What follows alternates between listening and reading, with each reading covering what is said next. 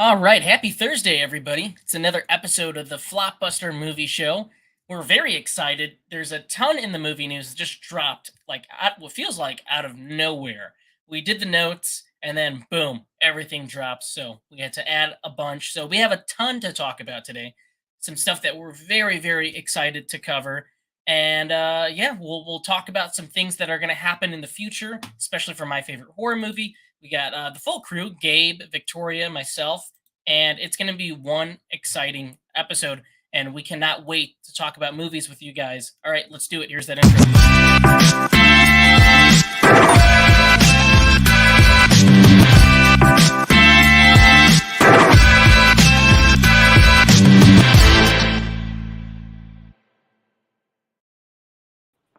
All right, guys, how we doing today? How's everybody? I'm not in the middle. Day going? You're not in the middle, huh? How did that happen? Oh, there we go. There, now it makes sense. Everything makes sense now. How you doing, Gabe? How's everything? Good. How you guys doing today? I'm good. I'm excited. We got a ton to talk about. Victoria just recorded what Not That Bad. I see we got Connor in the house too. First viewer. Yeah. Always there, man.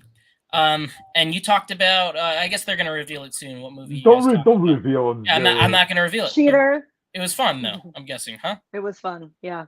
I had Awesome. a lot of fun talking about the movie. The movie. movie. We have a ton to cover, so I'm going to go ahead. I'm going to pass it to Victoria so we could jump right into it. A lot of things happened, like I said at the beginning of the intro, in the past couple days that just dropped out of nowhere, bomb after bomb after bomb. So let's go right into the box office breakdown. All right. So for the weekend of September 23rd through 25th, we have Don't Worry, Darling with 19.4 million, The Woman King at 11 million, the Avatar re-release at 10.5 million, which is insane. Barbarian at 4.8, and See How They Run at 1.9 million. I also want to note that Bullet Train has finally been knocked out of the top 5. That's right. I believe it's also on VOD. So I think a lot of people are catching up on that with VOD. Same with Top Gun. They've finally been out of the top 5. Feels like those two forever have been in there. Gabe, what sticks out to you so far at this weekend's box office? Avatar. I think that everybody was ready to go back to Pandora. I know Yes. I was. I know you were. We both saw it. I'm just waiting. I'm waiting to immerse myself again into Pandora, and so that's great. They upped their numbers again. Real quick, let's give our thoughts on that, because I put it in the show notes, but we might as well just talk about it now because it's in the news. Me and you both saw the Avatar re-release. You were able to see it in IMAX 3D, the way that Jim Cameron wants you to go see it, and he's tweaked the film, he's added things, he's cut things, and to me, it's the perfect cut of the movie. It's the most perfect way to see it. But we did also get a new scene out of the Way of the Water, which was spectacular. So, Gabe, what do you think, man? Are you excited for Avatar 2? Did this scene really hype up your excitement? Because I think it did for me. It did. It definitely did hype up the excitement, because he's going to take you into a different part of Pandora, a different type of world, and I get.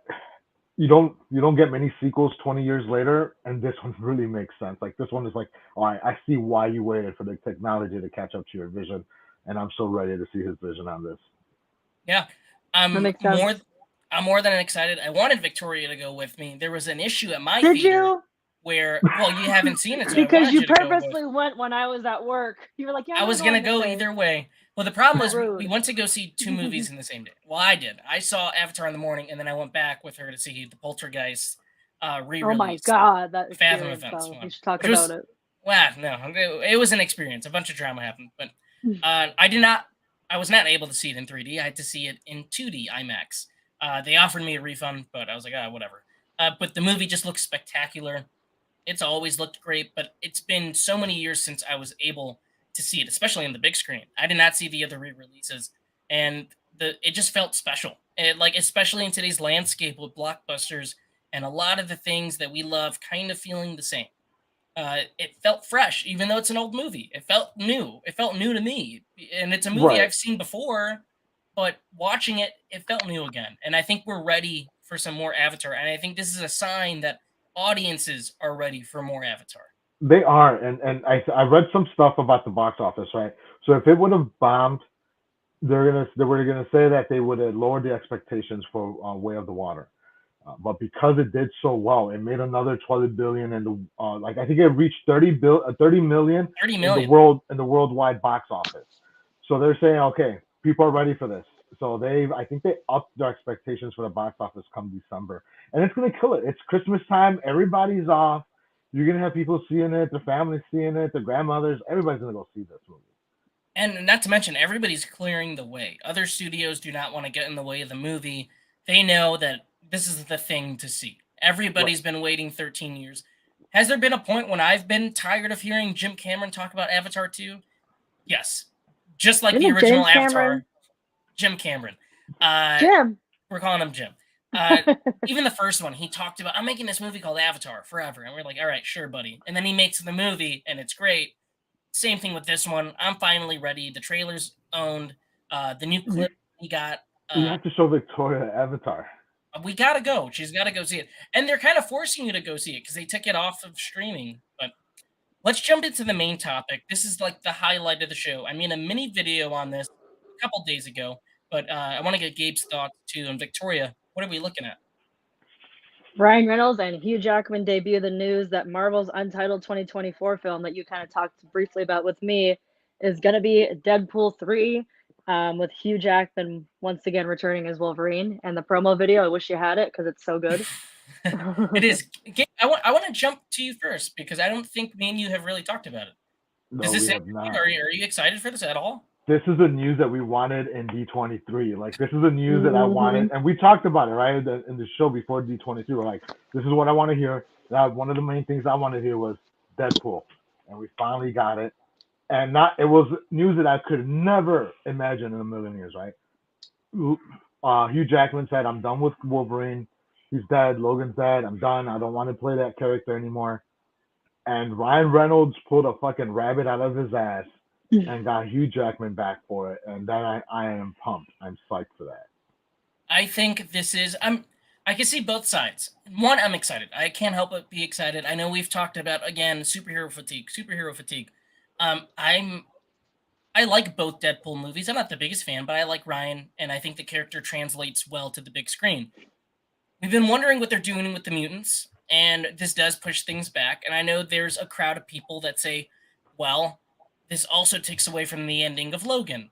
And to them, I understand, and I can understand having that point of view, but Logan is a separate universe that was an Elseworld story. It was poetic because it was supposed to be Hugh's last appearance as Weapon X Logan, but this is a comedy. This is a comedy where a bunch of crazy things happen and the character talks to the screen. This is also something they've been teasing us with for the longest time. Every social media post is Ryan hanging out with Hugh and winking at the camera. Like, huh? Wouldn't it be cool if we did something? For the past, 4 years? Ever since that little tease at the end of Deadpool 2, when you see the clip from X-Men Origins Wolverine. So we've been waiting for this. We want a proper team up with a comic book adaptation of Deadpool that doesn't look like the one that we got in the 2009 movie with Wolverine and the guy that has made the role so iconic for everybody around the world. So what's also exciting is this is a Marvel Studios film. This is officially MCU, so I think we might see Hugh maybe pop up in Secret Wars. That could be a possibility. But I think in terms of childlike, wonder, I'm excited for it. I don't think it takes away from the ending of Logan. Logan will still be there, and I think it's still a powerful ending. It But is. this And is it's its own thing. 2029, Logan. It's It is, yes, way in the 2029. future. And True. not to mention Disney and MCU's been playing with timelines and different universes. This is maybe a different Logan from a different universe teaming up with Deadpool. And there's so many timelines you could pick and choose from. So it's not like it's like you said taken away from Logan. Not at all. I think it's adding on to the richness. And I see Connor's poster in the chat, and I'll say that I do think that we can trust Disney with Deadpool.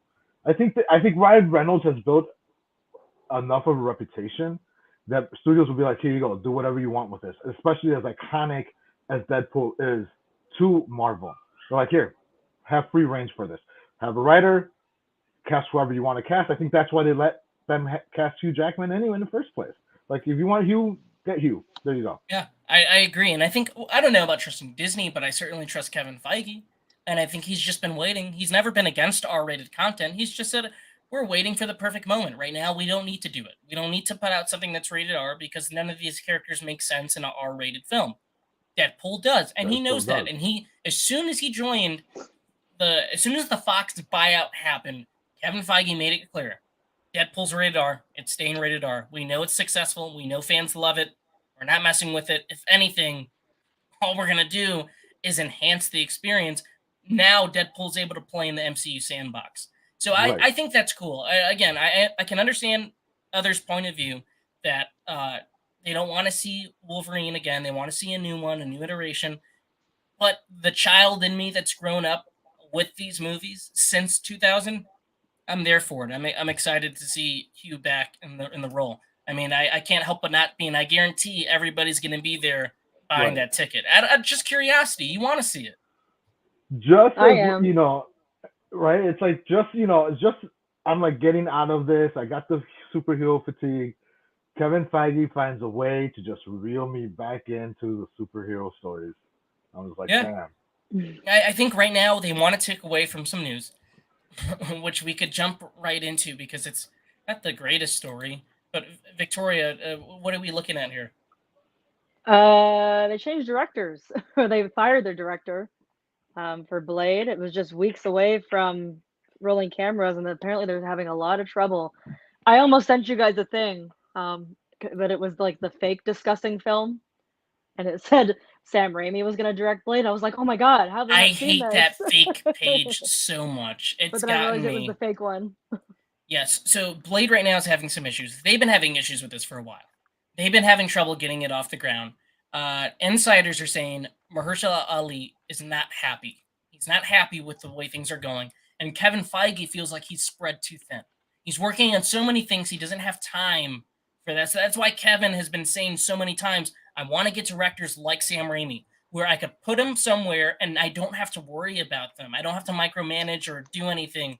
Sam Raimi was able to do that on Multiverse of Madness. He never touched it. He knows Sam Raimi is going to do a Sam Raimi thing, and that's it. Doesn't have to worry about it. And I know Matt Shankman with Fantastic Four, it's the same thing. He's getting a guy that he knows is going to handle it and not have to worry about it. Apparently, the script is only 90 pages, and there's not many set pieces, so they're reworking it. They're reworking the script. Cameras are set to roll in just a few weeks. So I'm guessing what's going to happen is they're going to push production until early 2023. I don't think it makes this November 2023 release date. We haven't heard anything. No. We haven't even seen Mahershala in costume. So I don't know. This is bad, but Kevin Feige is a guy that plays fixer. He can clean up any situation and any mess. Say what you will about even the worst of the Marvel movies. They're not even all that bad. Even the worst of it aren't even that bad. He's very good at sticking to a plan, and if things go wrong, he can shuffle and rearrange. I'm excited to see who is going to direct this. I know the former director is going to stay on as a producer. Again, it's all part of Kevin Feige's cleanup, just like Ant-Man. Edgar Wright did not want to do it the MCU way, so he's like, I'm going to take a step back, but he got screenwriting credit and producer credit. So I don't know, Gabe, what do you take of this news? Because me and you have been excited for Blade. We love Guillermo Del Toro's. I like both movies, but especially the Guillermo Del Toro sequel, which I think is awesome. I love Blade. Blade's always been a very close character to me, and so it sucks to hear that they're going to be pushing it back. But I feel like you said, Feige should be is going to be the guy that's going to clean everything up and make sure everything turns out right for this. And that's all I want. And they really need just to take care of Mahershala Ali, because there really isn't another person in my mind that could play Blade. He is the perfect like look for Blade. He almost looks like Wesley Snipes. He's just, so keep Mahershala happy. Let's get the ball rolling on Blade. I agree. And again, this is a 2-time Academy Award winner who came to you with the idea of saying, please, let's make another Blade. I want to be Blade. He came to them, so they need to make him happy. They need to set things right. I think we're going to hear word of a director. I wouldn't be shocked if it's Sam Raimi. I wouldn't, honestly, he wants to be involved, but we have another story with Sam Raimi, so I'm sure he's probably not going to do it. What there's if they another like name. reached out to Guillermo Del Toro again? Like, yo, I do you was want to? gonna say that. I was gonna say Guillermo. Would he want to do another one? I don't know. I think he made a great sequel in Blade 2. I think he loves that character and he loves Marvel Comics, so why wouldn't he want to do it? What's Um, Guillermo doing? Anybody got the number to Guillermo? Somebody call Guillermo. Be like, yo, somebody man. get Guillermo on. Be like, So ¿qué we got a estás couple. Doing haciendo? Pinocchio. Pinocchio, which looks awesome. He's Good done real. already Hey, with that. how's it going, Brett? And then we also got Cody in here. How's it going? Hello. So I'm excited for Blade. I know the cast is going to be great. I'm not worried about that. I just hope that Kevin is able to clean up this mess that's pretty much leaked out before cameras have had a chance to even start filming. Right. So, and I think it will. I think we are going to see some cleanup happen. But it is interesting that we had that news late last night, as well as the Wolverine news. And I guess two days ago we had There's a lot of stuff coming out in the last like 2 days. especially Discussing Marvel. film is in their bag. Discussing film is sharing a lot, and there's two more Marvel stories I want to share, and here's the first one. Marvel's, oh my God, sorry. Deadline confirmed that Marvel's 6-episode Disney series Armor Wars, which of course stars Don Cheadle, is now going to be a movie instead. What do y'all think? That's a good idea. I think you could do a lot with Armor Wars. Ironheart, I know that's going to be a big part of this. They're already introducing her in Black Panther 2, which we hear is like 2.5 hours long. It's like the second longest Marvel movie. I did see There's a ton in there. There's a ton of her in there. So I am excited that we're getting this. I hope we get Sam Rockwell back. I would love to see him as Justin Hammer. It's called Armor Wars. Get Hammer Tech in there. Don Cheadle leading the cast. I love Don Cheadle. He's one of the best character actors of all time. He doesn't really get a chance to lead movies, and when he does, he's always playing with like either like an Adam Sandler or like a Mark Wahlberg. But Iron Wars is going to be his thing, and I think that's really cool. And I think what translates well is these Marvel shows are like 6 episodes, and we all end up going, why didn't they just make it a movie? Because they're 20 minutes each, and they're 6 episodes long. So just make it a movie. And I think that's where they're going with this. Just make it a movie. Mm-hmm. Yeah. Well, I get you. I'm not the biggest War Machine guy. You know, he just I like Don Cheadle. Don't get me wrong, I like Don Cheadle. It would be, you know, it's gonna be cool. I don't know how it's gonna translate into a movie. I know Don Cheadle's a huge star, right? He's, like you said, he's done Oceans, but he's always been playing like the second character, the third character down the line. The only thing I ever see him star in was Showtime's Lie to Me, which was a great show, by the way. Right. But as far as him being like a leading MCU man with War Machine, I don't really see it. And I think it would have worked well as a TV show. I don't know how it's going to play out as a movie. That's my only issue with that. I guess we'll have to see. Because I don't know what the rest of the cast is going to be, but this thing has been in the works. So this is like, to us, it's a last-second decision. But this is clearly something they've been working on for a while, and they were ready to make this announcement. And again, this is all part of cleanup. Marvel, there's a lot of things going on with Blade. So they go, okay, let's make a bunch of positive announcements. All these announcements could have happened 2 weeks ago, which is weird. At D23, which was not very long ago. But there you have it. I'm there for Armored Wars, and Gabe's on the fence. And Victoria, I guess she'll just be there with me opening night. Wherever he wants to do. Yeah. Isn't that usually the case?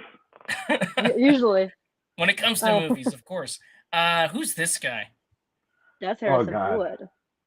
But he's Marvel is or was, I believe the tweet said, Marvel's top choice to replace William Hurt as Thunderbolt Ross for the Thunderbolts film.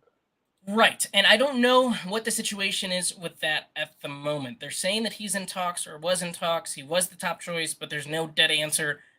I don't think they should recast the role. I think Thunderbolt Ross, you could just say he passed between movies, and the Thunderbolts will be the legacy, and that's the team that he came up with, the brainchild. I think Harrison's a great choice, but it's weird. I think going from William Hurt to Harrison Ford is kind of strange. I would just leave the character, just say he passed, and like what they're doing with Black Panther. I don't know. Gabe, you're making a strange face, so I guess I'll shoot it to you now, because I can't help but look at you. Listen, what's your issue with this? It's another old geriatric fuck. Can we leave these guys like alone and let them like ride off into the sunset on a fucking horse? Like, I'm sorry. Thunderbolt Ross is like old as shit. I don't care. Like, What do you want? What do you want, Zac Efron? No, like, listen, I agree with you, right? You could say he passed away during movies, whatever the case may be. Like, why are you reaching out to some dude who's like 85 years old? Like, hey, you want to come in a superhero movie and do superhero stuff? You're fucking 85 years old. The same thing when they cast him as fucking Han Solo and they fucking cast him as fucking Indiana Jones again. Just let him fucking ride off into the sunset with Calista Flockhart. Jesus Christ. Another hot take. We didn't play the hot take theme, but I guess that was the hot take of the night. Between that's my only issue though. It's like these guys are getting older, and yes, I get it. Harrison Ford's been a great actor. He's a great actor. Don't get me wrong, but he's getting old already. Like he's like, just let it go. He's like 80. I think he's like 79 or 80. He's getting up. He's getting up. Let it go. This is interesting news. I think it's cool because it's Harrison Ford, but I don't know if we need it. But Marvel's going to be the only. They know what they want, and it hasn't been confirmed or denied by anybody. Right. This has been something that's popped up, and the internet has kind of run with it. We don't know. I guess we'll know in the coming days because a lot of stuff is coming out. So we'll see. That's the Thunderbolts, which I am excited for. That's pretty much their Suicide Squad. So I think that could be really, really cool. But let's shoot on to the big one. We really didn't run with this, but it's in the show notes. I guess we should have put it in the title. We buried it. We definitely buried it. Halloween Ends released its final trailer, and also tickets are on sale. We're going October 13th. What did you think, Victoria? I'll ask you first. Did you like the trailer? Yeah. I mean, yeah, I trust David Gordon Green, but I will say I'm a little nervous that it's going to be the new character Corey the whole time and not Michael until the end. I can't do it. I can't do a Friday Part 5. I can't do it. Don't do it to me, please. I always think of in Halloween 2018 when Sartain puts on the mask. I'm like, oh God, please don't say that this is gonna be where it's going. And I'm really, because like he grabs him in the trailer. Spoiler if you haven't seen the trailer, I'm gonna talk about it. He grabs Corey in the trailer, but he doesn't kill him right away, so that concerns me. He's living in the sewer, First of all, how do you get in that little crevice? His big ass. I don't know. He's in like the smallest little cave. This man huge, and he got in there. But yeah, I mean, I'm excited either way, but I'm a little nervous that that's the way it's gonna go. So I really hope not. I really hope not. They're saying a lot about Christine. Every time David Gordon Green talks about this movie, he keeps saying Christine, Christine, Christine. I want to talk about Evil Incarnate, but we're looking at Christine. This is the movie. He also mentioned My Bodyguard, which is another. I feel like I know where he's going with that too, because My Bodyguard is essentially for people that haven't seen it. Maybe you've seen Drillbit Taylor. Essentially that. Gabe, I'm gonna shoot it to you. I'll shoot it because you're not the biggest Halloween guy. Did this trailer do anything to you? Pique your excitement? Anything cool in the trailer? Any little moments that you think are interesting? To be honest, I didn't watch the trailer. You didn't watch the trailer? It is a personal choice, only because, as you know, I'm not the biggest Halloween guy, and I know that we run the movie news and all this other stuff. But what I'm really trying to do is I'm really trying to go in blind, in a sense, to all this Halloween talk, because I know every other channel, everybody else has like a Halloween stuff and stuff popping off, right? In which I get it. I love it. You know, you do you, boo boo. I'm the type of guy to be like, you do you, boo boo. And but for me, I don't want to go in having all this information. I just want to enjoy it, and then after that, get like my big ass thoughts about Halloween and how it ended. And yes, as of this moment, I am still excited. You know, I loved Halloween 2018. I was a little bit indifferent with kills, and I'm hoping. I think you liked it more than me, though. Like you wanted. I did. You guys all out of it with better feelings than me. Yeah.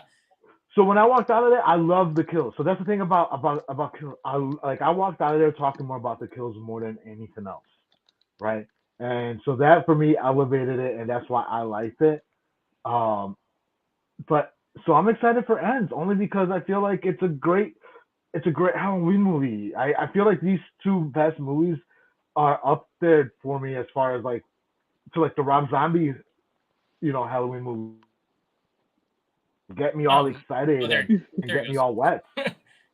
I'm sorry, what? He froze and he came back talking about how wet he was.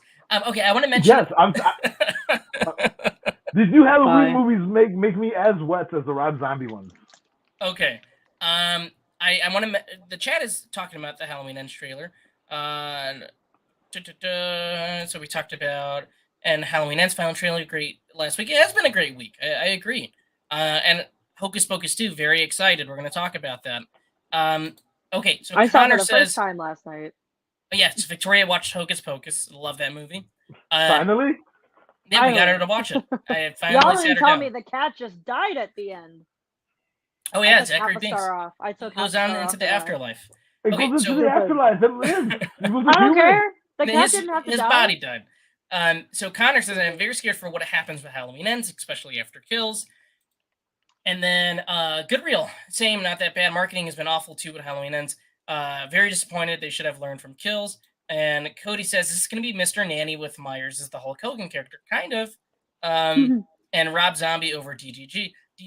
I love David Gordon Green as a director. I think if you guys ever get a chance, watch his dramas, watch his early films like George Washington. He is an incredible director. There's a movie called Joe with Nicolas Cage, which is awesome. It's one of the great Nicolas Cage performances. David Gordon Green is a guy you could put in anything, any genre, and he will make a really good product. His TV shows are spectacular. Some of my favorite comedy on TV. When it comes to Halloween, I think 2018 lived up to my expectations and was Same. a great crowd experience. It's a crowd pleaser movie where you see what a general audience who isn't going to dissect every single scene. They want to go there and be scared and have fun. And that movie was like a rock concert. And with the theater I saw it with the crowd I saw it with, there was cheers and clapping and great times were had. Kills, I was very mixed on. I think it's so well made. We know. I don't think the story was what I wanted it to be. I don't think it was up to what they set with 2018. What worries me about Ends, when they were making 2018, they said we have a two-parter story. We know what's going to end here, and then we know what we'll pick up in the sequel. They obviously do reshoots. They reshoot the ending, and we don't hear anything about the sequels until like a year later, right? And then in the summer of 2019, they go, oh no, it's a trilogy now that'll all take place on the same night. What happens? COVID happens. David Gordon Green goes, I'm going to rewrite the ending, and the script we have, we're going to change it, and it's now taking place during COVID in 2022, which worried me because it's a last-second decision, and I'm not sure how that works. These trailers, I've liked. Hold on. Wait, there was a story in Kills? Yeah, exactly. There really wasn't. I Y'all like are a too chunk of mean that to movie. kills. I have an issue with I think this. no, I think the movie is incredibly well made, and I think it's anything with Myers in that movie is awesome. But the legacy characters were just not well done. They just weren't. And Didn't with do it Ends, for you? everything I'm seeing right now with Ends is I know everybody's talking about the marketing and they're mad about the marketing. To me, this is just the nature of the beast now with COVID. Like movies are going to be marketed within the final months of them coming out. That's it. But also, It's not like 2018 or prior to before COVID, where you would put out a trailer months ahead and market months ahead. Doesn't work that way anymore. I don't But, think like- I've seen anything in these trailers that I've liked so far. But like okay. I feel like Halloween can never win sometimes because they market too much for kills, they get hate. Now they don't say anything, and now it's an issue. Oh no, What no, do you want? I agree with that. You're That's, right. that's Not You're you. right. those are This is- issues. You're right. Those are issues that people Don't have with piss me off. Blumhouse. And again, Jason Blum has answered this criticism that people have said. I don't like the way you market movies. I don't like the way you market movies. He said multiple times, this is the way we need to market movies because nobody wants to go to the theater. We need to show you everything we can to get you in the theater. I think Ents has been showing stuff. They've just been showing stuff within the final marketing push, which has become the norm now because of COVID and the because theater experience. Remember, I remember, I was old enough to remember when Kills came out and the first trailer came out, the entire internet was ablaze because, oh my God, you showed too much. You showed the kills. You showed him coming out with the fucking chainsaw. You showed all this. You showed this. You showed that. Now the marketing is a little bit more subdued, and people are like, "Where's my trailer? I want more." Like, Well, it's why- also why the ending of a we showing trilogy. For real. And with it? So like, always the people third make up part, your mind. with always the ending of trilogies, usually the producers play it subdued. They play it subdued. We know they tested two cuts of the movie, two separate cuts. most of the stories online, if you look hard enough, you'll find all the leaks I about really this. hope that they But test these movies with like actual Halloween fans and not like just oh, that would be random horrible. people. It's always That going to would be be random people. horrible. Dude, I've been to these test screenings. This is how it goes. You watch them, you sit there and you're like, oh, what's it going to be? What's it going to be? And they tell you the title before it starts. I took Victoria to one. Took her to one. We saw Tick, Tick, Boom, and we thought it was In the Heights. And it ended up being Tick, Tick, Boom, which was really good. At Disappointment. the end, they have a focus group. And they pick you out and they say, you're going to get $40. Just answer these random questions. And it's random people off the street. You just claim your free ticket and you get in there and that's it. Yeah. But it's like the most random of random. But these aren't, unless you're a hardcore movie fan hunting for these tickets, like you'll just get the email. That's it. And then they'll just ask you really like weird questions, like what didn't you like about the movie? What's the worst part of the movie? Or this strange shit. No, I know. I used to like you. I don't know if you guys are old enough to remember, but there was like people at the mall with clipboards would be like, "Can I ask you a question?" And then They were doing like, that at It's like Nope. that. sure. And then they'd be like, give you like 20 questions. You'd be like, if you want to win, if you want to get $20, follow me to this office, and we'll ask you random questions about these products.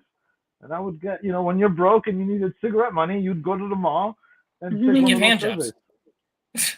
Yeah. You I both. was all like, But listen, there's a strange thing that's happened with Halloween fandom and horror fandom, and I feel like it's happened since I want to say since the announcement of this movie coming out, right? Of the first one of Halloween 2018, where they set their expectations so high because they hear John Carpenter's involved. They're going back to basics. They're doing this. They're doing that, and they built up a movie in their head that never existed. So now they've have this movie in their head that never existed, and they apply that to the sequels.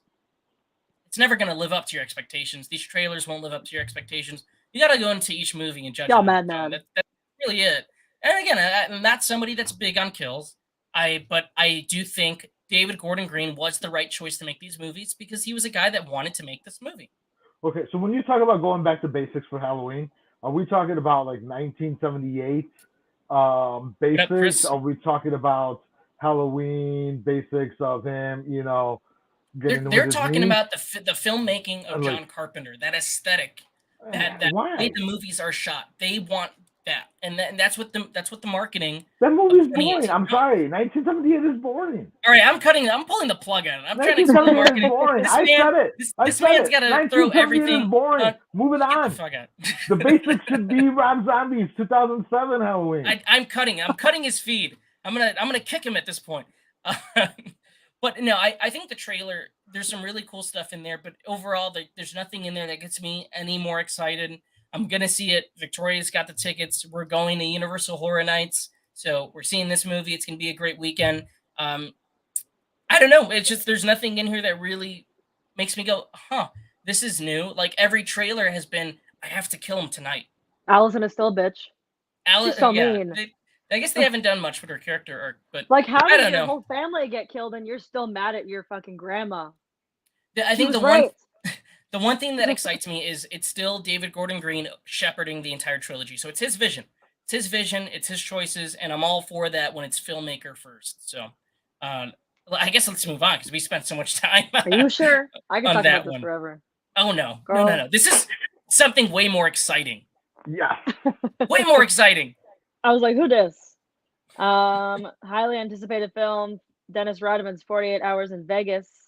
And it's saying Jonathan Majors is in early talks to play him, aka the Worm. Perfect fucking casting. I heard about this script a couple of years ago during the pandemic. There's a website called The Blacklist if you're a screenwriter. This is where spec scripts go. And Hollywood insiders vote on it, and it goes to the top. 48 Hours in Vegas went up to the top of the list. It was like number one of like scripts that were unmade, and they had Phil Lord and Chris Miller of the 21 Jump Street movies attached as producers, and studios were bidding for this movie, especially during The Last Dance, because The Last Dance was on when this script was on the market. So everybody was interested. You throw Jonathan Majors in there, who's one of the best talented actors working today. So excited for what's the movie Devotion coming out with him and Glenn Powell. I think he is awesome. He's clearly making big moves, and this is such a good character to sink your teeth into for a comedy. Gabe, I'm gonna pass it to you because you lived through the experience of the Dynasty. So, what do you think of this? Dude, I am so hyped up for this. You don't even know. Like, listen, I'm a huge basketball guy. I'm a huge sports guy in Right. general, right? Besides movies being like my love, sports are like my second love, right? And so I lived through the Rodman era. I had colored hair. I painted my nails. I loved like when Dennis Rodman came to the Bulls. I fucking adored Dennis Rodman. Like Dennis Rodman, I had the jersey. I still have the jersey. Like again, Rodman's like one of my favorite basketball players. Anyways, which I met. Anyways, long story short, Side note, which I met. yeah, side note, I met Dennis Rodman. It was a fucking awesome, phenomenal time. He's fucking drinking. He was drunk. He's crying. Oh my, it was a great time. But yeah, I mean, the 48 hours is like the most interesting thing that Rodman did that I didn't know about until like the last dance. Like, I really didn't know he went on a 48-hour bender. He asked for permission. Phil Jackson's like, go for it. Him and Jordan were leading the way for the Bulls because Scottie Pippen was injured. He knew Rodman needed a release. He's like, go for it. The thing I'm excited for is obviously he spent 48 hours with Carmen Electra. So who are they gonna cast as Carmen Electra? But seeing Rodman up on the big screen and seeing him get some credit, that's gonna be amazing and awesome. I absolutely love it. I'll be there day one. I'm excited. They are taking some liberties. They are putting some fantasy elements in here because the main character will be the GM's nephew, who I believe, or son, who's dating Phil Jackson's daughter, fictional daughter. So they're taking some liberties. They're doing like a buddy road trip movie where one of the general manager assistants is going to go with Rodman on this journey, and they don't know where Rodman is. So it's a classic sort of buddy comedy, and I think that's great because Rodman's such a crazy person, and you don't need to make up too much with him. Well, you don't even need to make that up because Rodman actually did have a buddy. So when Rodman got traded to the Bulls, in order for it to all work, they enlisted Jack Haley as the Bulls' like 12th man. He never played a single game. He was always on the bench in uniform, but he was Rodman's supposedly bodyguard, his buddy, where he was supposed to follow and be with Rodman at all times to set Rodman straight. So that's how much the Bulls wanted Rodman to work out. So they actually paid somebody to basically babysit him after games. Yeah. So I'm ridiculously excited. I know you are, but like reading this news because I knew about this movie for so long and I've always wondered what's going on with that. So seeing this right out the gate, boom, Jonathan Majors was. If you're an actor, this is a role that you want to play. Like you don't even have to convince somebody or see a right, script. the You weird play Dennis hair, Rodman. the weird hair, the tattoo, the piercings. The soundtrack is going to be great. Those scenes in The Last Dance are killer. Like I was dying laughing, and I know the chat is going. They're all for it. And I know Brett's mentioning Rodman and WCW. I've seen those clips. That's very funny. That would be cool if they got that in there. That was 97's finals, though, Brett. So I don't know we're going to see that. That's right. I believe this is 98, right? Okay, so this is 98. Connor's there for it. Everybody seems to be about this. So I'm there. I think this is awesome, man. I guess we'll jump into the next one, which is. So I added this but I should add a caveat. I'm guessing Victoria. I guess I'll let you read it first. A new American Pie film. It's going to be directed by is it Sujata or Suhata Day? I believe so. Yes. But it's going to be Universal 1440, which, as I've come to know, is their straight to DVD release company.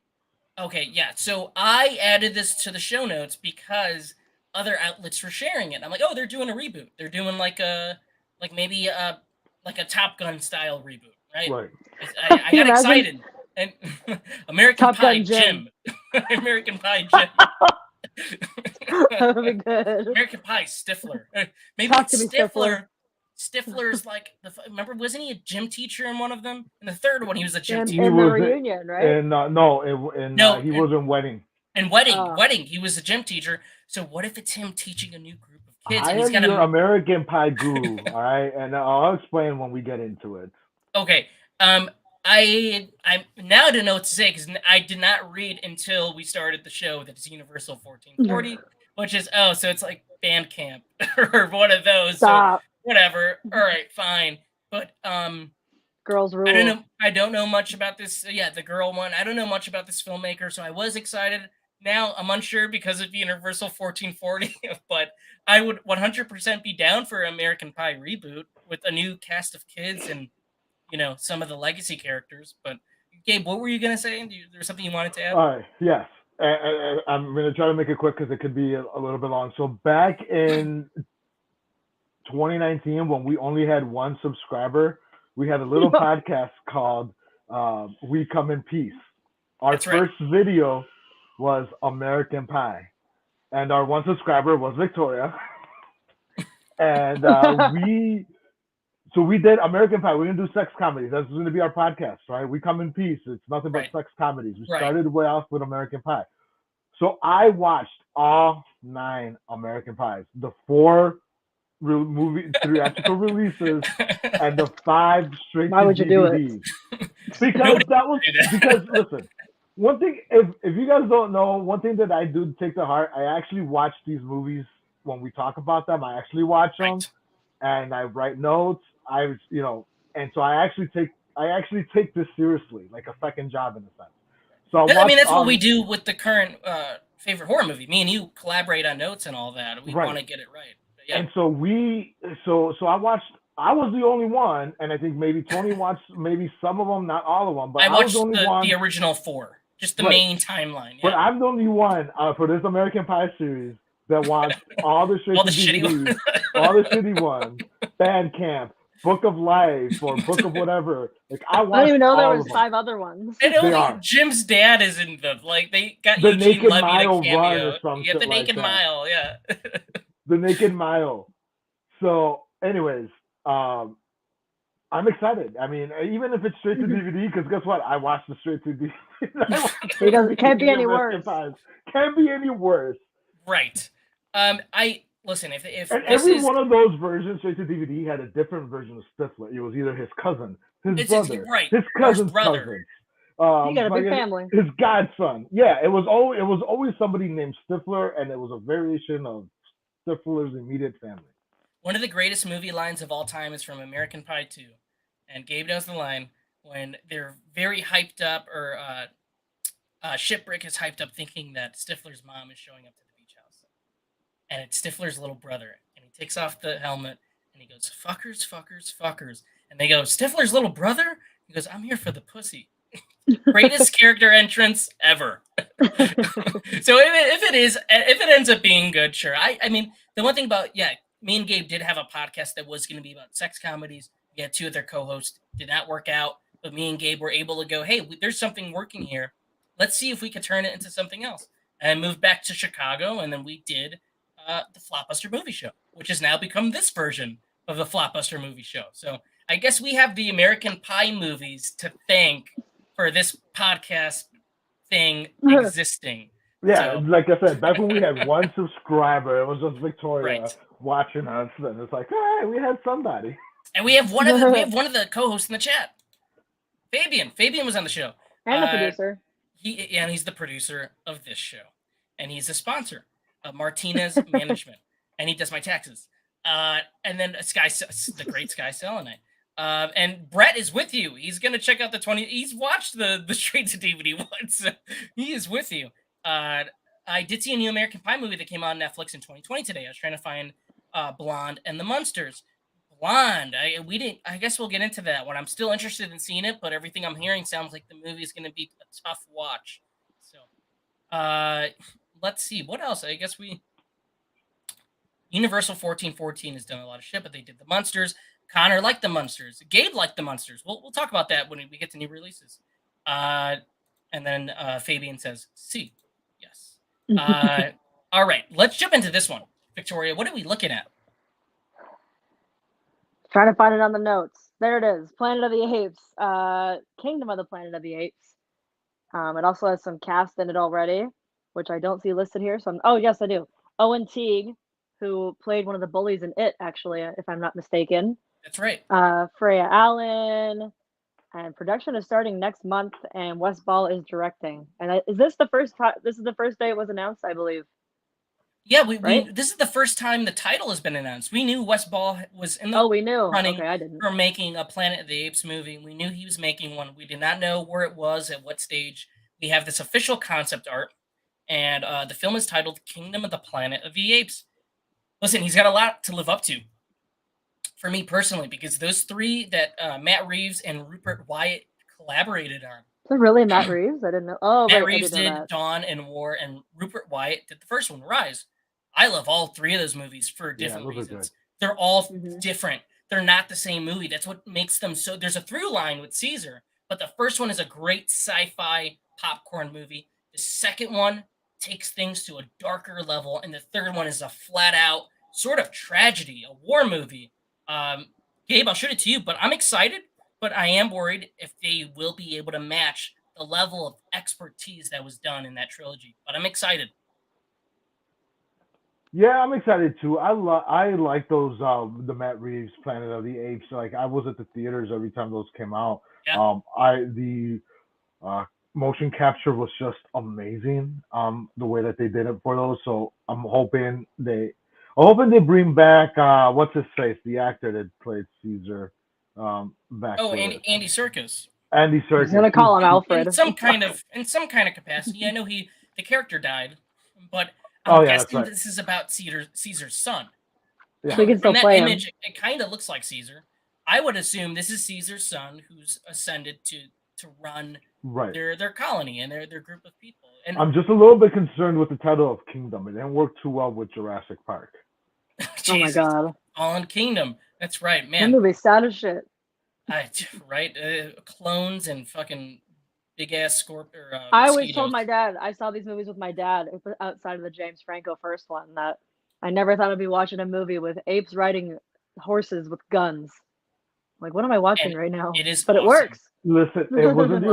it wasn't the original 1970s, and Tony probably watched that a million times. It's a 70s movie, but like the 70s Planet of the Apes movies, there were monkeys on horses with guns.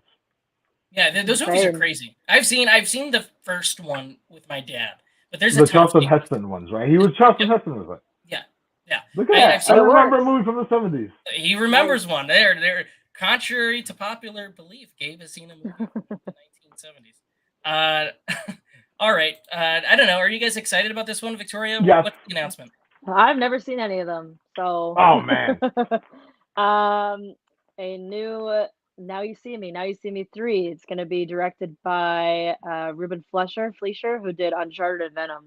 Okay, Gabe. I guess I'll shoot it to you. I Okay, haven't go seen to any of Gabe. these movies. Yeah, I Me haven't You seen haven't these. seen any of No, these? I have not seen Okay. these. So look, listen, I like magic and wonderment, like, oh hey, here's a quarter, fucking out of my ear shit, right? So I like that David Blaine, David Copperfield stuff. Oh, I saw Um, David Copperfield once. It was good. yeah, so like the first one was really good. Like the first one was awesome. Um, the second one was sort of middling. I really didn't care much for the second one, so I'm excited for them to bring it all back together for this third one. Again, another trilogy I didn't know I needed, but I guess now that they announced it, I'm definitely excited. I hope they amp it up as good as the first one was, because the first one really was awesome. The magic was great. It was phenomenal. The whole storyline was good. I like magic. There you have it. Looks like I have to catch up on these. I mean, we got a new one coming. These came out at a weird time. I was in high school when the first one came out. I was just graduating, so like I just didn't catch it. And then the second one, I was like, well, I didn't see the first one, so I was just like, It's because it's I magic. Like you from really aren't. yeah, You're not really not gonna like bring down any girls, but yo, what's up, girl? You want to see my magic trick? Like you're unless not you're gonna get no girls with magic. Chris Angel, mind freak, you can walk on water. Oh my Uh, god, Mind so Freak. let us know. Are you guys excited for Now You See Me? Have you seen these movies? I figured I mean, maybe I might like them. I like heist films, and these are heist movies. So, right? Right? They are They're okay. heist. Are they really? They They're are. heist movies with magic. They're heist Like how movies with magic. awesome is that? So I Like I feel don't like they like might be up heist my movies, alley. I love right? heist Like movies. Yeah. yeah, I know you do. I don't, but for some reason you add magic and it just works. um. All right. Let's jump into the next one. This is exciting. Sam Raimi is directing a remake of Magic 1978, much to Gabe's disdain, um, with beloved actor Anthony Hopkins. So yeah, Anthony Sam Raimi Hopkins just was back into in the horror. original. Yeah, he's coming My back to dad horror. always, thank you, yes. Go ahead. You said something about your dad. I was saying, I feel like this is a movie my dad always told me about or told me to see, and I just haven't seen the I original have not anyways. seen this. I haven't seen this. I I love know it. Anthony Hopkins. Um, Sam Raimi in doing a horror movie. That's all I need to hear. That's it. Gabe, have you seen this? No, I've never seen Magic. Dude, it's 78. 1978. Haven't It's seen it. pre-1980s. I know Haven't he's seen gonna it. have. Okay, so Sam Raimi, another horror movie. I know his style. I love his style. I'm there for it. If this is indeed his next movie, I feel like he likes to do that. Do a big movie, do a small movie, do a big movie, do a small movie. So looks like I'm gonna have to watch the original Magic. I love Anthony Hopkins, and this is a young Anthony Hopkins, so I think I'll be there for it. I'll definitely be there day one, no matter what it is. Yeah, I mean, you talk about Magic. I love Magic, so I'm going to see it. I like Magic Johnson. It's all good. It's all Magic. Is it Magic Johnson? Magic Johnson, the Orlando Magic. Orlando Anything Magic. Magic Mike. Like Magic Mike. There we go. It looks like some people have not seen Planet of the Apes. Everybody got a shame, Brett. Damn. Brett, you got to see the Apes trilogy. I think you'll like it, man. I think you really would. It's those are great blockbusters. You don't have to know anything about Planet of the Apes. I think if you just love big blockbuster filmmaking, you have a ton of fun with those Right. movies. They're really well made. James Franco was good in Rise. Yeah. He was great in Rise. And then Connor has not seen Magic either. So Magic is a movie that's coming out with Sam Raimi and the director's chair. And he didn't care for Now You See Me either. Oh, did he not care for Now You See Me? No, he did not. I guess nobody liked Magic and heist movies put together. Except Hey, me. clearly people saw these. They made money. They made some good money. So, all right, let's jump to the next one as we approach First the of 1 all, hour mark. this picture of Eddie Murphy kills me, and that's why I chose it. He does look like, fuck, I'm over this. He looks like he don't want to do this no more. It's because he's wearing a Detroit Lions jacket. But it is Eddie Murphy and Taylor Page on the set of Beverly Hills Axel Foley. Clearly, they're having a great time. Yes, and they just added Kevin Bacon. Yes, I forgot to add that. Yes. Yeah, but she was amazing in Zola. That's a movie that I think is worth everybody's time. Check it out. It's from A24. That was her? Yeah, that's her. Zola. For sure. Great film. Me and Victoria watched that last summer, and it's dark. It's funny. It's like a brisk 85, 90 minutes. Really awesome. So And I'm it's based assuming, on a Twitter thread. and it's based on a Twitter thread. I'm assuming she's playing Axel's daughter. That's what it looks like. I think from production notes, I think she is playing his daughter. But Kevin Bacon, I assume Bacon. What's Kevin Bacon? Kevin Bacon. Maybe he's baking in this. Bacon. I'm guessing he's the villain. I would assume he's the villain. I love the cast that's coming out for this. Judge Reinhold is back. John Ashton is back. So I think bringing the original cast, who's a bit older, and pairing them with some new faces, Joseph Gordon-Levitt, and throwing Kevin Bacon in there, who's a great character actor, I'm there for it. I didn't know they were this far along in Beverly Hills Cop until a few weeks ago when we were sitting here looking at production photos of Beverly Hills Cop 4. So it's catching my interest the more and more I see from it. Absolutely. Listen, you add bacon to anything, whether it be a hamburger or a movie, it's going to be good. It's going to be good. Yeah. Bacon Eddie Murphy. I mean, Bacon Eddie Murphy. Bacon Murphy. I can't wait to see this. I'm excited. I'm excited for this. I love the first two Beverly Hills Cop movies. I do not like the third one. The first two are awesome. I like the third one. Stop it. I like the amusement park one. In fact, that was like the first one I watched, and then I watched the first and second one. I watched it 3, 1, and 2. The third one I didn't see till years after. I'd seen the first two, and then later on I saw the third one, and all I knew was, all right, it's about an amusement park. By the time the first two I saw as a kid, so by the time I saw the third one, I didn't have any attachment to it. I just thought it was bad. See, Cody agrees. The third one's enjoyable. Bad. The third one's enjoyable. Well, I guess I'm on my own. Footloose versus Foley. Exactly. I like that. Exactly. Footloose. What will be better, this Legacy sequel or Gremlins 3? If they make a Gremlins 3, I would love that. I think there's only two guys that can and should make Gremlins 3, and that's Joe Dante or Michael Dougherty, who's been auditioning to make a Gremlins movie since the dawn of him directing movies. So I think those two guys are the only choices to really do it. And Tony Scott did do the second Beverly Hills Cop. It is awesome. He shoots everything in Magic Hour, and it's great. But yes, very excited for Beverly Hills Cop. And I want to jump to here's one. I feel like I'm gonna know Gabe's answer, but Victoria, what are we looking at? Spirited. It's going to be Ryan Reynolds and Will Ferrell in like a Christmas Carol reimagining. It's going to come out on Apple TV a week later in time for Thanksgiving.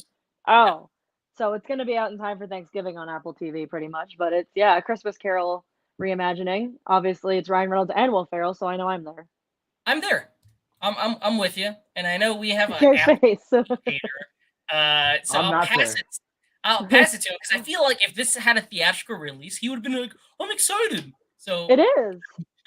Actually, I'm excited to never watch this because I don't have Apple TV. Can I paint a picture real quick before Gabe gives his opinion? And I want everybody to understand Gabe when he does this. Listen, you're on a time crunch. You can't really get into this. Stop it. We have a chat. You gotta go. We have a separate group chat, and maybe Fabian, if he's in the comments, can confirm this. We could be talking about anything. I talked about the iPhone 14. I'm excited for the iPhone 14, and they got the new stabilization where it's like pretty much Panavision. And he's like, "Oh, the Android did that 4 years ago." Every time, if he just hears the whispers, he might be gone from the chat for days. If he even sees or hears the word Apple, he shoots over. It goes, Android's better, Android's better, Android's better. And it's leaked into his entertainment to where he can't even process that Apple has Apple TV and there's no such thing as Android TV. Roku TV. It's called Google TV. Samsung? But they're not a streamer like Apple TV. You don't want to give Apple the win that they have a successful streaming service. They had YouTube. They have a successful. What happened? What happened to YouTube Red? It died. It died because everybody hated it, and they said we just want Cobra Kai. Put it somewhere else. Apple TV is successful. They have a bunch of great TV shows like Severance, and you're mad because you can't watch it. Me and Victoria are going to be watching and going, "Oh yeah, that was a great and funny movie." And you won't be able to see anything. You know what? Now I'm not excited for it. It's not going to be great. I hope it fucking sucks. What's your actual opinion on this movie? Besides the Apple TV stuff, does this Christmas that is comedy his actual idea? Opinion. Yes. Well, yeah, my actual opinion is that iPhones and Apple sucks in general. But anyways, this movie, I don't know. Do we really need? I mean, I love the cast, but do we really need another reimagining of a fucking Christmas Story? We have Scrooge, and I love Scrooge. And that's we have Scrooge. We have all these other reimaginings of a Christmas Story. I like the 24. No, what year is it? I forget. It's like 2009. The Jim Carrey one. Yeah, Christmas Carol. That one. I like that one. One of my favorites. Yeah, and then you have the perfect one, the Muppets Christmas Carol. Exactly. Muppets Christmas. Like, come on, that's the perfect one. Sir Michael Caine with the Muppets. Yeah. What can you ask for? So I think the concept it's run its course. But I think, for a movie to throw on after you have a big Thanksgiving meal and there's nothing to watch. Just put an Elf. Why? It's too early. Thanksgiving. After Thanksgiving? No, you do it in time for Christmas. You got it all wrong, man. For Thanksgiving, you put on freaking Planes, Trains, and Automobiles for Thanksgiving. You just don't want to give Apple your money. You just don't want to have. I will not listen.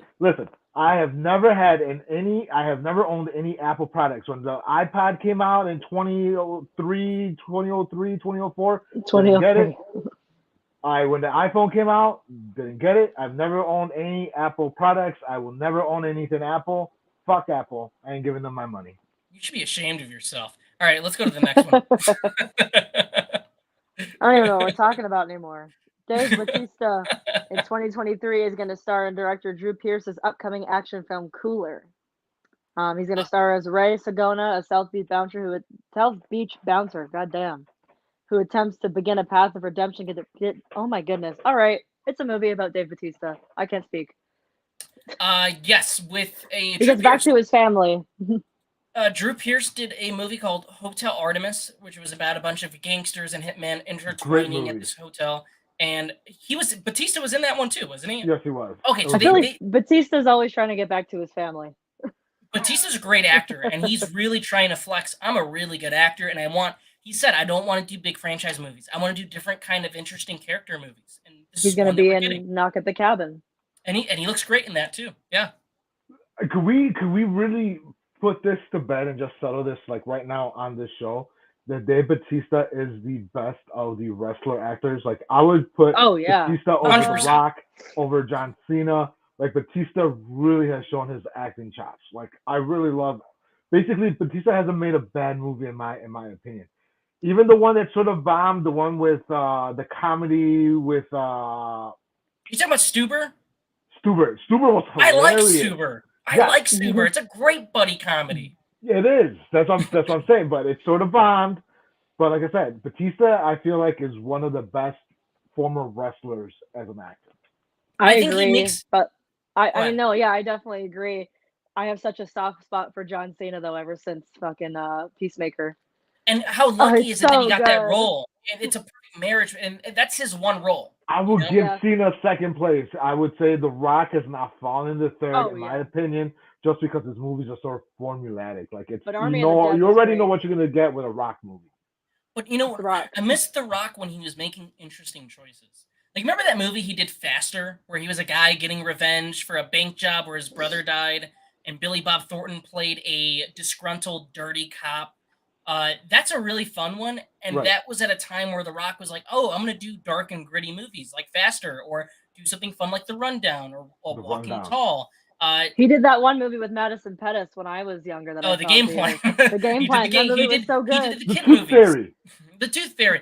So now we're at an age where The Rock has become a brand. The Rock Is is The Rock. selling tequila and who knows what else, fucking hotels. Under Armour. Like Under workout Armour stuff, and his which is actually pretty good.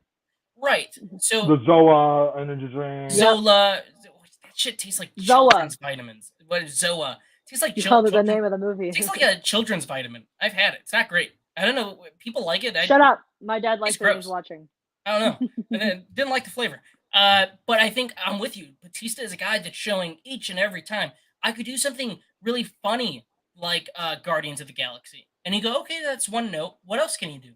You put him in Stuber, and he's great in Stuber. I think that's a movie that wasn't really appreciated, but I think everybody agreed he stole the show, and he was awesome. And I think what we're seeing here is he's working with guys like M. Night. He's working with guys like Drew Pearce or even Denny Villeneuve for Blade Runner 2049. He wants to work with different directors. Ryan Right. Johnson with Knives Out too. Right. And I'm there for it. I'm excited. This one great title, The Cooler, takes place in Miami. He's a bouncer. I'm there for it. Sounds awesome.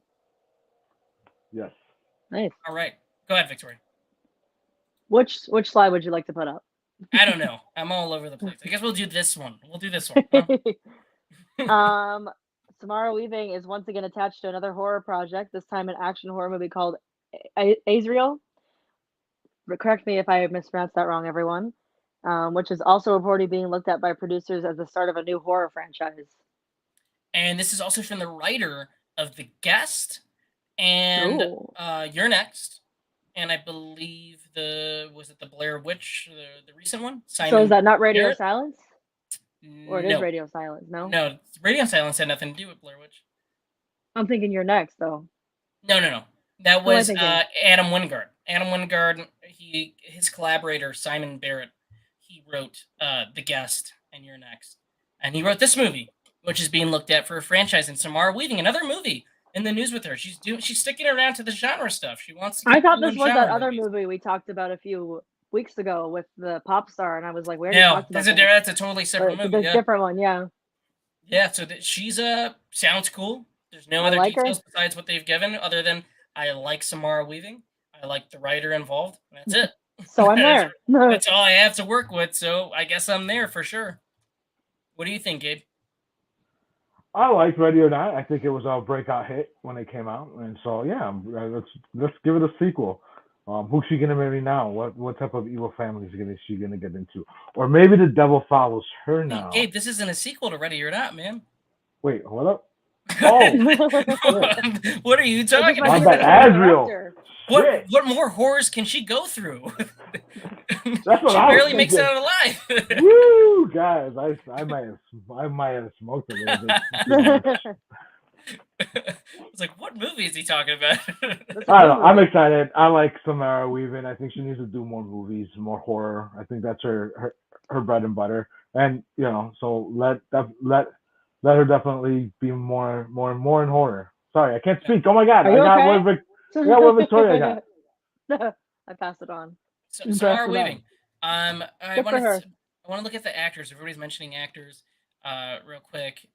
Seen Cena in The Marine, Guilty Pleasure.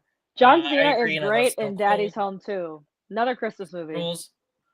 He was great in that movie Sisters. I thought he was funny. He was in Blockers too. He was Great. great. He was great in that one cameo with what's her face? Trainwreck. Trainwreck. Yes. Yes. When he went sure, in yeah. the butt. He's like, ooh, do me in the butt. I thought that he was fun in that, and then that movie's fun. LeBron turned out to be a decent actor in that too. Not so much in Space Jam 2, but Not so all much right. in the butt. He's a good actor because he likes to flop a lot. Nice. Here's some news I never thought we'd get, but I guess this movie's about to start rolling. So, Victoria, what are we looking at? So I just also want to add, you said she's from Euphoria, which she is, but she was also in The Invisible Man. Storm Reed. And yes, and A Wrinkle in Time as well. Yes. So she's gonna be in The Nun 2, which I think we talked about a while ago. Yeah, it's about Valak. I don't think we know too much about it yet, but it was the apparently highest grossing anyways, Conjuring universe movie. I can't speak tonight either. What's going on? This movie made a ton of money, and But it's gonna take bad. place in 1950s It France. was That's so all we bad know. though. This movie's bad. It's pretty This bad. movie, Bad. it's the worst kind of bad though, where it's just a fucking mess. It's a jumbled mess, and you're just so like, bad. how? Everybody in here in front of the screen that you're looking at, these are all talented actors, and you somehow fucked it up. And Valak is such an interesting monster. Now she's not scary anymore. That movie She scared did the shit out of nothing. me. That movie was so poorly made. It was beautifully shot, but it's just like, okay, here's the James Wan bag of tricks from somebody trying to emulate James Wan, who's clearly not him. And you could tell like a bunch of things were cut out of that movie. It just jumps from scene to scene in the worst way. Right. I don't need this. I don't think I needed a sequel to The Nun 2. Like, why?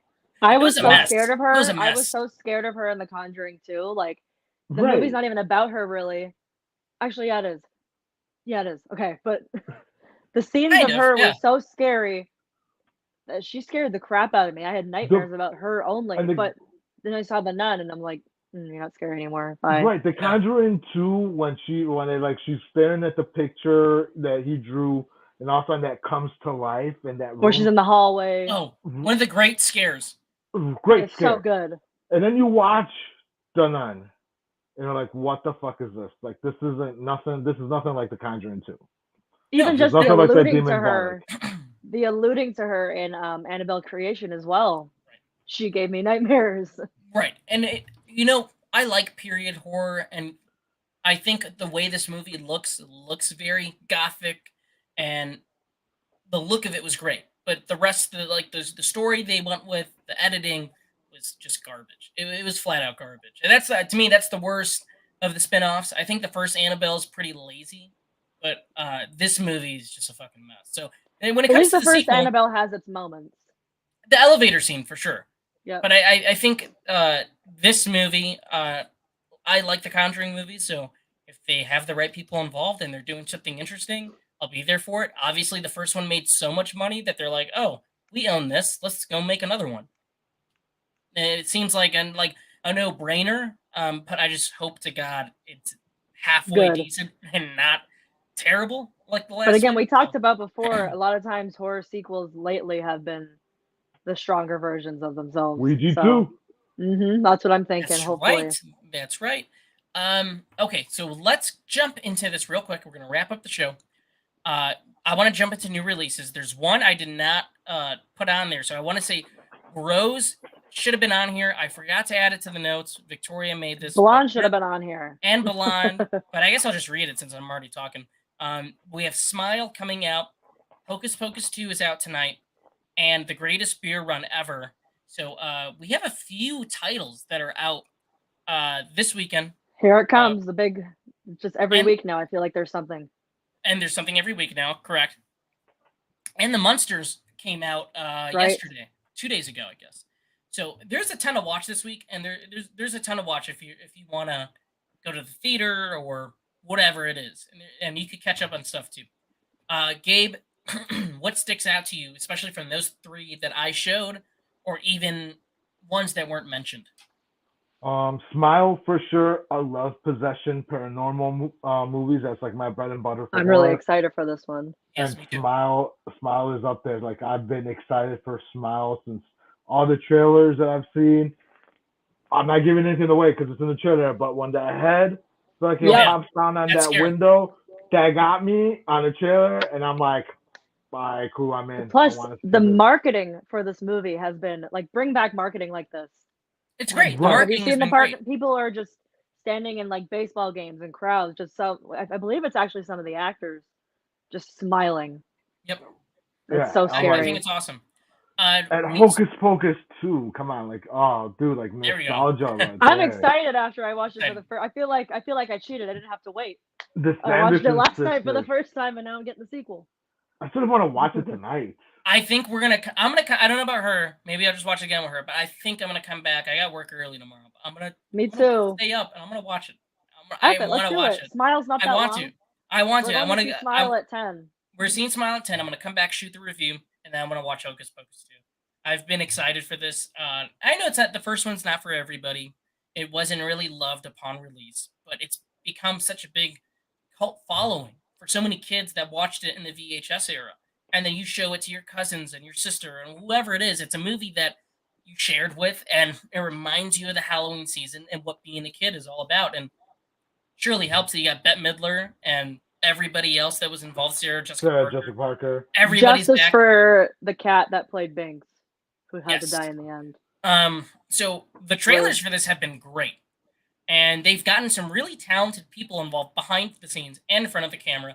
And the reviews are really, really good so far. So I'm excited. I'm so excited. I can't wait. And I love Disney has gotten so many things wrong. I know Pinocchio is one that you point to, Gabe. You saw it. Shit. But you got to admit, when they're doing these reboots that they're doing on Disney Plus, like Chippendale. They get them right. Or this. Oh, Chippendale was so good. Chippendale was awesome. And they really are getting those right. And they're getting people involved that are obviously fans. Right. The Mighty, listen, I'll throw some love out there. I know it's a TV show, but like the Mighty Ducks Game Changers, that was also like the first season was also really good. People love that show. People love that one. And it's back for the second season as well. Okay, so I guess we can talk. Fuck it, we'll talk about it real quick. We did see the Munsters. We did. I bought it. I bought the DVD.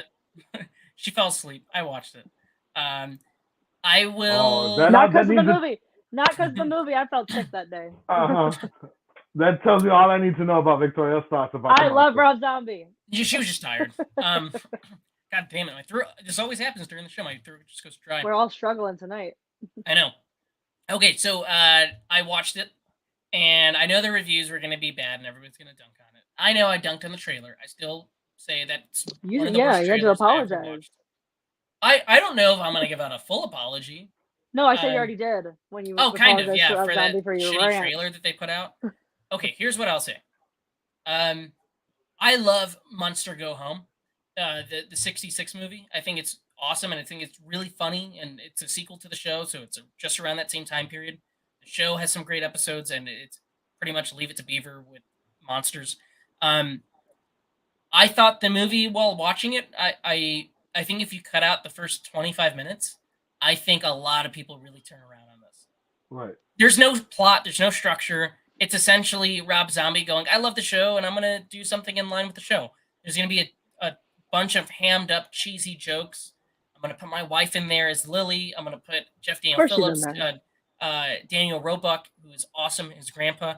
Some of the jokes hit, some of them don't. I think visually it looks great. There's some great callbacks to the show, too, with the wardrobe. Again, I think the second half is stronger than the first half. if you made this 80, 85 minutes long, I think this is really, really good. But as it stands, I didn't hate it. Can't say I loved it, but I don't think it's as bad as some people are claiming. I've seen some people say it's the worst movie of the year. They're crazy. Y'all need to chill. There's a lot of bad movies this year, and I could tell this was a labor of love. So if you're interested in the monsters, I would say check it out. Remember, comedy's subjective, so maybe some of the jokes aren't going to work for you at all. But it's also appropriate for kids. You know what I mean? Like, it's not going to be a fucking Rob Zombie movie like that. Y'all Right, it's the monsters. It's 100% the monsters. Gabe, I'll pass it to you because you were more positive. So go ahead.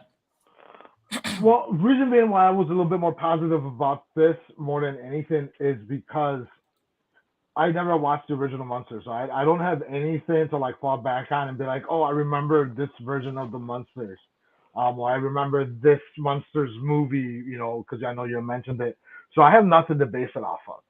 So my initial watch of the Monsters was I thought it was like it sort of reminded me of like one of those like direct to DVD blockbuster movies that you would get. Right. That was which like, it probably would have been. It probably would have been. I know they spent a lot of money, and I know Rob Zombie said it wasn't 40 million, but I mean at points it looked like it was cheaply done. It looked like obviously looked like a set, and I know it sounds like I'm like shitting on the movie, but to be honest, that's what I loved about it. It did remind me of maybe a 60s TV show that you could obviously tell was on a set, and the colors were so vibrant. The greens, it looked sort of like pastelly, like a gothic pastel type of coloration. I don't know if that makes any sense at all, but I thought it looked fucking great. The jokes landed for me a lot. I think I even told you a joke last night. I thought it was really smart, and I thought it was funny when he's like, did you hear about the new glass coffin? And then fuck, I forgot the punchline, but whatever, it was good. I think I think that there's gonna be fans that hate this, and I think I already know some that are obsessed with the show and hated the movie. I think either Rob is gonna make this movie whether you like it or not. He's right, gonna and make it his way whether you like it or not. It's a passion project. Exactly what you said. I'm guessing this movie was made for like 5 million, 4 million, around there, and it mostly takes place in the castle, and then they go to Mockingbird Lane for the last 20, 25 minutes around there. Right. Listen, I don't shit on Rob Zombie because I love his music, and I've said that on our Tuesday show, right? I love Rob Zombie. I am unapologetically a fan of Rob Zombie. Whatever he does, I'm going to be a fan of. Me too. But let's be honest. What studio is going to give him more than $10 million at this point in his career to make a movie? Not many, right? So that $40 million price tag, like that was a lie. Like you said, it was probably 4 to 5 million that he got. Seems about right. Yeah, that seems about right. When he did 31, he crowdsourced that, and he made 31 for like $1 million, $1.5 million of. And I love that movie. Money. I know, really I've heard. I was a little bit on the fence about 31. I've heard. Y'all are mean. No, I mean, listen, I'm on the fence, but look, I have it, right? I own it. I know Victoria's got some shitty copy of it in my collection. It sits there, and I'm like, what is this? What is this doing here? It shouldn't be here. It's sitting right next to Carlito's Way. Get that out of here.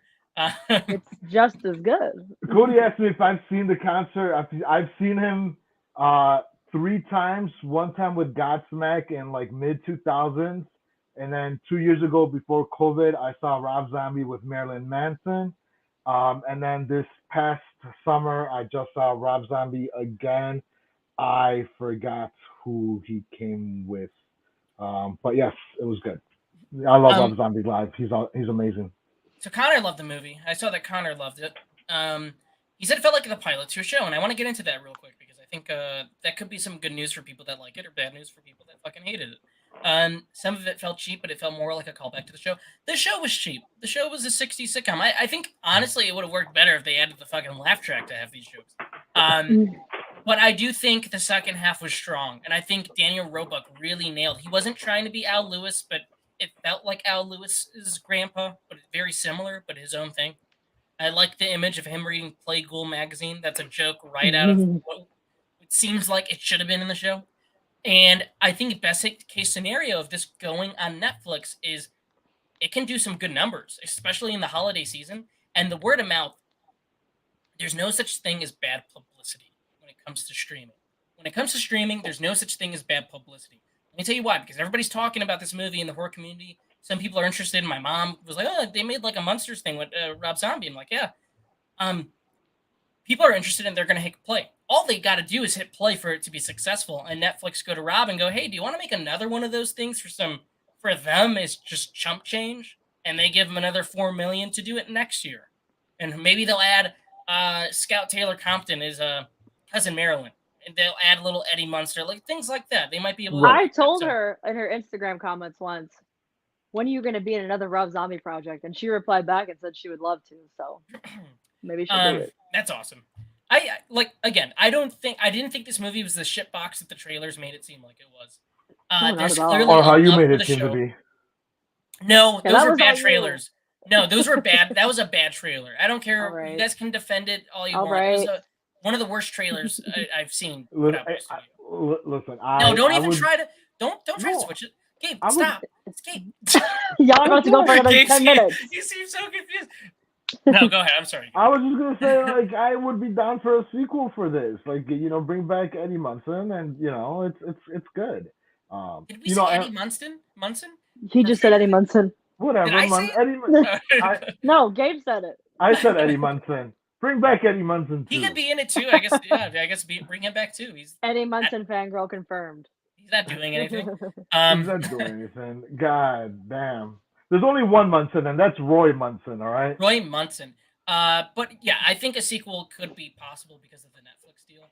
And again, I think Netflix and I think Zombie would be interested in that. I don't think anybody's really bad in this. I think some of the jokes are not the greatest, and that's Rob wrote it. He's not like He this is wrote his a passion project. family-friendly movie. It's a family-friendly movie, but it's a movie he wanted to make and what he wanted to see. And Sherry wasn't bad. People need to stop talking about how bad of an actress is. I mean, I love when she plays nice characters. She was doing good. She doesn't really have like anything that's a huge punchline or anything like she's being Lily Monk. I think you said it best in our chat yesterday, yeah, where she's reactionary. Yeah, she's pretty much straight man. Yeah, she reacts to everything Herman does and her father does, or even the first date that she goes on. Even the first date, which can we talk about real quick? And I don't want to hold you hostage. I know you have to go, but that little like ditty like the Nosferatu had about the vampire thing with like the EDM music, like I need a full track of that. Like that's Richard Brake, right? As Nosferatu. Yeah, I need a full track of that vampire EDM song. Like, give me the whole thing. Daniel Roebuck plays 3 characters in this movie. He plays Grandpa, he plays the talk show host, and he plays a random person eating at the French cafe.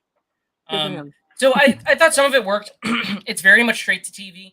Do I think in terms of what I rank it in terms of monster stuff, I'd still say the show and the original movie is the best. I think Fred Gwynne and Al Lewis and everybody that worked on that, there's a reason why it's iconic in the pop culture landscape.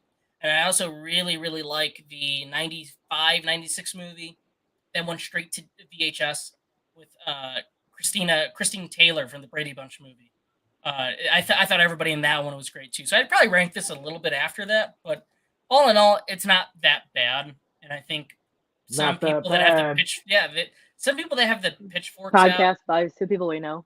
Give it a chance. And somebody said Sherry played a TV reporter. Oh, that's cool. Well, that's a show. We went on for a very long time. Yeah, we did. But I guess go ahead, Gabe. No, I'm just I apologize for holding you guys hostage, but yeah, that was the show. What were you gonna say? No, that was it. I'm sorry. Oh, is that what you're gonna say? Okay. And well, we had a ton to talk about, so like we got through everything. And the Wolverine and the Halloween stuff, that could have been an episode on its own, So okay, I know Brett left, but we're gonna talk about my favorite horror movie, which has done incredibly well, and we're super excited and happy that people are watching and liking every single week.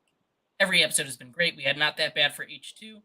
Awesome episode. You can check it out, on the channel. And the next episode is with Good Real. Now, excuse me. God damn, my throat is just every week. Are you good? I know. I feel like I'm going to. You didn't have a cherry Pepsi with you. I know. I don't have the cherry Coke anymore. Okay, so Good Reel is coming on, and we're talking about The Conjuring, and it's Hell a yeah, very I'm so near. excited. I'm very excited too, and it's a film that's near and dear to Brett's heart, and there's a special story behind it, and hopefully we'll get Brad on there too. We're hoping to get Brad. If not, it'll just be Brett. Really Congratulations to cool. Brad in the chat too. Him and his wife just had a Yes, baby. yes. Um, so I'm very excited to have these guys on. I'm really, really excited. Uh, they've been great supporters, especially Brett.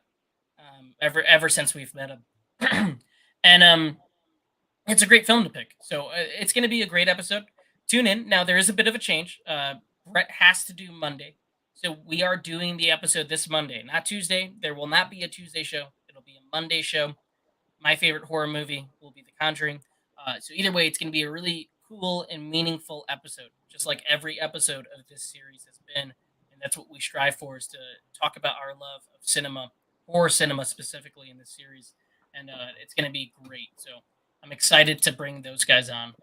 And Gabe, anything else you want to say before we close out, or Victoria? Yeah, just we're trying to do a big push to 500, so we're at 487 right now. So we need 13 more subscribers. So if you guys could, definitely share us, like us, do whatever you guys need to do to get us to 500. We greatly appreciate. Make fake accounts and subscribe. Right. Do it. Greatly appreciate each and every one of you Don't that do have it. been stuck with us since our very humble beginnings, a couple years ago. So thank you. Right. No, I want to thank everybody. When we started this show, it was talking about bad movies that we like, and me and him would riff off each other, Gabe and I, and then we decided, well, let's edit the videos so much, and they were cool, and people responded very well to them, but they weren't us. And then we took a break, and we came back, and the show sort of developed into what it is now. And just to give you guys a bit of hindsight, we don't get big numbers either way because we're a small channel. But at the start of this summer, we had around 220 subscribers, I believe. We took a break because I moved. So a couple of weeks, and things were going through a transitional period. At the beginning of May or June, we had 220 subscribers. Since then, we've had such big pushes, and now we're at like 487. And so it's been a big summer for us. We've done big numbers, some of the best numbers we've done ever on the channel. So we want to thank everybody that has been watching every week or tuning in every so often, whether it's the shorts, the reviews, the reactions, the main show, and obviously our Tuesday show. So if you can, please share the show. Get the word out there. Get us to 500. Let's get to 500. I want to get more people on the show.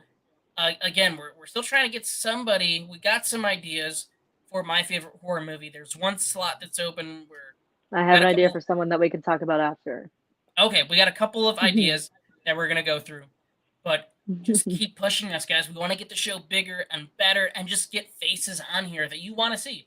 Like how we got Cody on here, or Destiny, or Not That Bad, and Good Reel that's coming on, and Bloodbath and Beyond. I'm so excited for that one, having him on here too. So that's all I got to say. And if you guys got nothing, I guess we'll just wrap up. That was your cue to see if you had anything to say. Did you have anything? You guys both smiled and stood quiet. Oh, I got my teeth cleaned today, so I got to smile. Oh, we're promoting the movie Smile. There you go.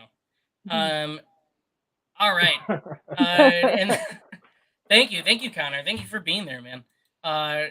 Gracias. Hitcher is great.